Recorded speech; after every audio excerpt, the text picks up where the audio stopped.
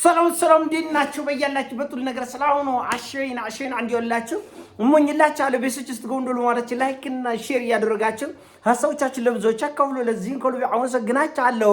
ዛሬ ለሚዘራችን ይዘላችሁ መጣ እንግዲህ የአሜሪካው ፕሬዝዳንት ዶናልድ ጄ ትራምፕ አይኑን አፍጥጦ ጥርሱን አፍጥጦ የለየለት ዘረፋና ውንቡድና ውስጥ ገብቷል። አንዳንድ ብሽቅ ኢትዮጵያውያን አሜሪካ ግን እንዴት ያለ ነው ብቃቷ ብለው ይሄንን ዘረፋና ሌብነት በአንደኛው መቶ ክፍለ ዘመን አይን ያወጣ ሌብነትና ዘረፋ የሚያበረታቱ በደማቸው ውስጥ ባርነት የሞላ ግለሰቦች አሉ። በፍርፋሪ ማንነታቸውን አሳልፈው የሚሸጡ ኢትዮጵያውያን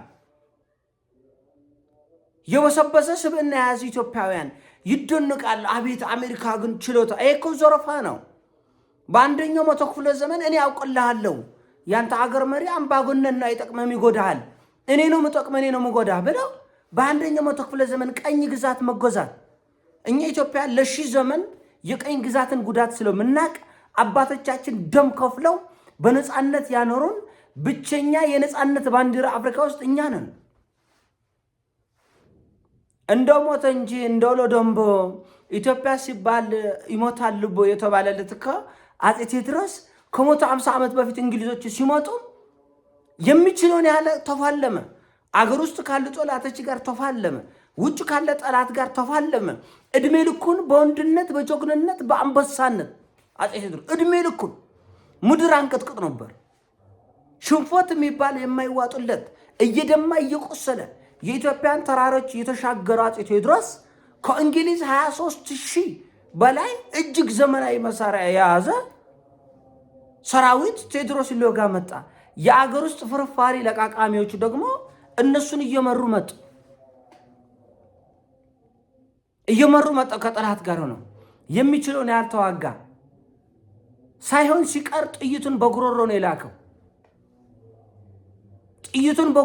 የላከው።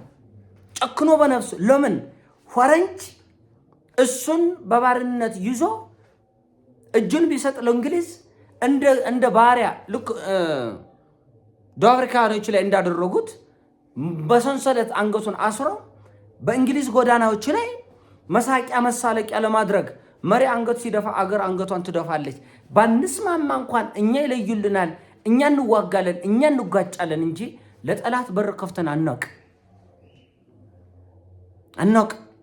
አፄ ቴዎድሮስ ስለ ኢትዮጵያ ክብር መራሩን የሆነ የሞት ጽዋ ተጎነጨ። ይሄ ልፍስፍስ በጫት የደነዘዘ ትውልድ ላይገባ ይችላል። አንዳንዱ በአረቂ ማንነቱን ስቶ ሰውነቱ ሸቶ ህይወቱንና ስብዕናውን ክብሩን የተወ አንዳንድ ኢትዮጵያዊ ወጣት ይሄ ቢነገረው አይገባው። ስለ አገር ክብር አየህ፣ ቴዎድሮስ በወቅቱ ተይዞ ቢሆን ኑሮ እንደ ልዩ የዱር እንስሳ ይጎበኝ ነበር። እንግሊዝ ውስጥ የኢትዮጵያን ክብር ያዋርድ ነበር። ቬንዙዌላ አንገትን የደፋችው መሪዋ ብቻ አይደለም፣ አንገት ልፍስፍስ የሆነ መከላከያ፣ ልፍስፍስ የሆነ ጦር አዛዥ፣ ልፍስፍስ የሆነ ጄኔራሎች፣ ድኩማን የሆነ ዜጋ ተብሎ በዓለም ተወራላቸው። ለቬንዙዌላ ክብር አይደለም። አስተዳድራችኋል እኔ አለች አሜሪካ። አይኗን አፍጥጣ ጥርስ ነው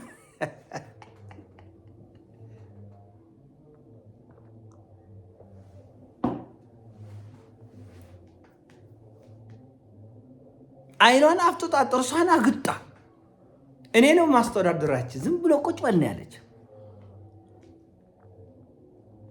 ዝም ብሎ ቁጭ በል። ቬንዙዌላ ማለት ከዓለም ቁጥር 1 አሁን አንዳንድ በጀበና ቡና ያደጉ ኢትዮጵያውያን ምንም ክሉ አልገባቸው። ምንም ይሄ ጉዳይ የነ አዶናይ የነ ጃኒ ጉዳይ ይመስላችኋል? 303 ቢሊዮን በርሚል እና ያላት ይሄ ማለት ከሳዑዲ በብዙ ጥፍ የበለጠ ነው። ይሄ ማለት ከአረብ ኤሚሬቶች ከካታሮች በብዙ ጥፍ የበለጠ ነው። ቬንዙዌላ ይሄ ነዳጃን እንዳትጠቀም ነው በማዕቀብ ስትሽመደመድ የነበረው። ወርቅ አላት፣ የድንጋይ ከሰል እጅግ በጣም የናጠጠ ተፈጥሮ ሀብት ያላት አገር ነች። እጅግ ውብ አገር ነች። በዛ ላይ አሜሪካ ምን አለች? ሞግዚታችን እኔ ነኝ።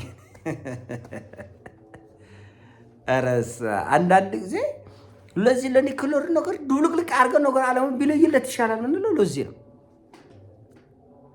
እኛ የኢራንን ጉዳይ ስንደግፍ ብዙ ኢትዮጵያን ኢራን እኮ ሙስሊም ነው፣ ኢራን እኮ ሙስሊም ነው። ሙስሊም ሆነ ክርስቲያን ሆነ ፕሮቴስታንት ሆነ ካቶሊክ ሆነ ከሰው ልጅ ስብዕና ጋር የሚያገናኘው ነገር የለም። ክርስቲያን ስለሆንክ የሚራራ አለ፣ ሙስሊም ስለሆንክ የሚራራ አለ፣ ፕሮቴስታንት ስለሆንክ የሚራራ አለ። የዓለም ፖለቲካ ስርዓት አልተዘረጋም። አንተ ቆረቆንዳ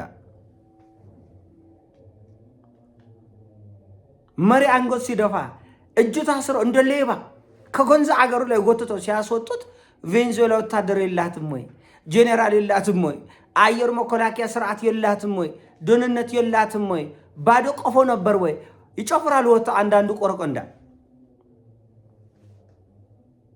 የትኛው አገር ነው አሁን? ሊቢያ ጋዳፊ ብቻውን ነው እንደ አንገት የደፋው? ጋዳፊ ብቻውን ነው እንደ ተቀበረው? ሊቢያ አብረው ተቀበረ። ሚሊዮኖች አብረው ተቀበሩ ከጋዳፊ ጋር። ስለዚህ ኢራቅ መሪዎቿ ሲጎደሉ ኢራቅ አብራን የተጎደለች አብራ ሞተች፣ በሰበሰች። ከውጭ የመጣ ጠላት ለአንተ የተለየ ጥቅም ሊጠቅምህ አይችልም። ከተጣላም እዛው ተጣላ፣ ከተፋለም ከዛው ተፋለም። ነገር ግን ጠላት ከሩቅ መጥቶ የኔን ነገር አሸይና ያደርግልኛል ብለው የሚያስብ ፍርፋሪ ለቃቃሚ ትውልድ ጀግና ነች አሜሪካ ይላል። ይህ የህንድ ፊልም እዚህ ሀገር ላይ ቀላል ትውልድ አበላሽ መሰላች። ይህ የአሜሪካ ፊልም የሆሊውድ ፊልም እያያቸው ያደጋቸው የለም እኮ ባዶ እኮ ናቸው። ባዶ ቆፈው ባርነት እኮ ነው። በአንደኛው መቶ ክፍለ ዘመን ባርነት። ይሄ ልታበረታታ የምትችለው ጉዳይ አይደለም። 17 ትሪሊዮን ዶላር ሶማኛለ 17 ትሪሊዮን ዶላር ነው የሚያወጣው አሁን ያላት የቬንዙዌላ ሀብት። ይሄ ማለት የአውሮፓ ህብረት ጂዲፒ በሙሉ ይበልጣል። ይኩባቸ ነው ሙሉ ከፈረንሳይ ከእንግሊዝ የጀርመን የምን ቡትቶ ኢኮኖሚ ተጨፍልቆ ጂዲፒው ይሄ 17 ትሪሊዮን ዶላር የቬንዙዌላ ሀብት ይበልጣል። ይበልጣል አይገባ አንዳንድ ትውልድ ትንሽ ጅራፍ ሳያስፈልግ አይቆርም። በዚህ ትውልድ መሀል ትምህርት ብቻ አይደለም፣ ምክር ብቻ አይደለም። ትንሽ አንዳንድ አምስት ብቻ ይቆርበኝ ሰብ ይቆርበኝ እና ምንም አይገባም። በቃ የዓለም ፖለቲካ ከጃኒ ጋር እንደመሟዘዝ ከአዶናይ ጋር እንደመፍዘዝ ይመስለዋል። ዓለም እንደዛ አይደለም። አንተ ንቃ ከቁልፍ ውሃ ብንደፋበት ጎርፍ ብንለቅበትም ወጣት የሚነቃ አይመስልም። ንቀት ነው። አገር ተዋርዳ ህዝብ ተንቆ ተረግጦ ተገፍቶ የለም። እንደዚህ አይነት እንዲህ ያለ የዓለም ስርዓት የለም።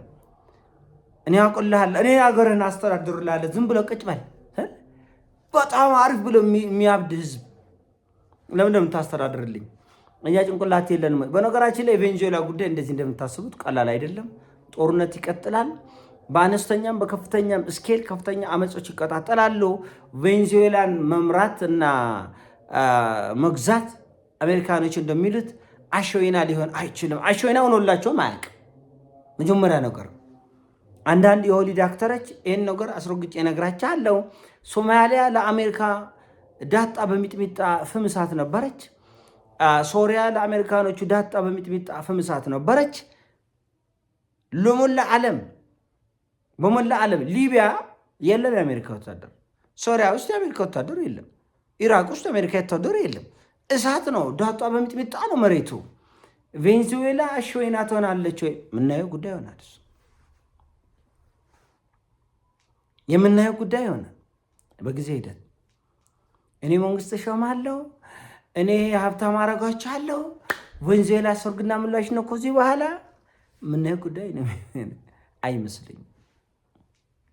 እንደተባለው ጉዳዩ ተወለሻሽቷል። ከዚህ በፊት የነበረችው ቬንዙዌላ ከዚህ በኋላ አትኖርም። ነገር ግን ትራምፕ እንደሚያስቡት የሚፈነጩባት እንደ ልባቸው ነዳጅ እየቀዱ ትሪሊዮን ዶላር እያፈሱ እችል እናንተ እችለኛ የሚሉበት ሁኔታ አለ ወይ? ከባድ ይመስለኛል።